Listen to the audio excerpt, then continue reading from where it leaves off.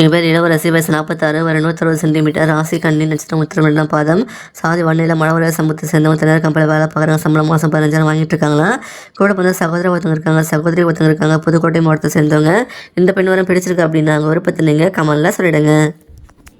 இவர் தெய்வச்செல்வி, வயசு 37, ஒரு 157 சென்டிமீட்டர், ராசி கும்பம், நட்சத்திரம் புரட்டாதி 3ஆம் பாதம், சாதி வன்னியில் அகனிக்குள்ள சத்தியம் சொல்லியிருக்காங்க, அரசாங்கத்தில் இருக்காங்க, சம்பளம் மாதம் 25,000 வாங்கிட்டு இருக்காங்களா. கூட வந்து சகோதரி யாரும் கிடையாது, சகோதரி 2 பேரும் மதுரை மாவட்டத்தை சேர்ந்தவங்க. இந்த பெண் வரம் பிடிச்சிருக்கு அப்படின்னா அவங்க விருப்பத்தை நீங்கள் கமலில் சொல்லிடுங்க.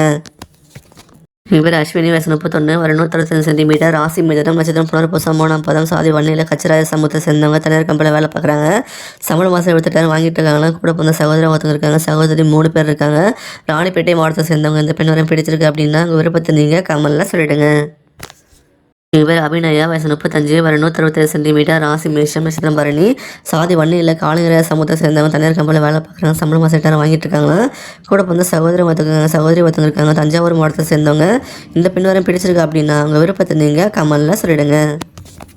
எங்கள் பேர் வர்ஷா, வயசு 39, ஒரு 160 சென்டிமீட்டர், ராசி மேஷம், நட்சத்திரம் பரணி, சாதி வன்னியில் காடவர சமூகத்தை சேர்ந்தவங்க, அரசாங்கத்தில் இருக்காங்க, சம்பளம் மாதம் 42,000 வாங்கிட்டு இருக்காங்களா. கூட வந்து சகோதரி யாரும் கிடையாது, சகோதரி 2 பேர் செங்கல்பட்டு மாவட்டத்தை சேர்ந்தவங்க. இந்த பெண் வரம் பிடிச்சிருக்கு அப்படின்னா அவங்க விருப்பத்தை நீங்கள் கமலில் சொல்லிடுங்க. பேர் காவேரி, வயசு 30, ஒரு 164 சென்டிமீட்டர், ராசி மேஷம், நட்சத்திரம் பரணி, சாதி வன்னியில் சம்பூரிய சமூகத்தை சேர்ந்தவங்க, அரசாங்கத்தில் இருக்காங்க, சம்பளம் மாதம் 30,000 வாங்கிட்டு இருக்காங்களா. கூட வந்து சகோதரி யாரும் கிடையாது, வீட்டுக்கு ஒரே பொண்ணு சொல்லியிருக்காங்க. திண்டுக்கல் மாவட்டத்தை சேர்ந்தவங்க. இந்த பெண் வரம் பிடிச்சிருக்கு அப்படின்னா அவங்க விருப்பத்தை நீங்கள் கமலில் சொல்லிடுங்க.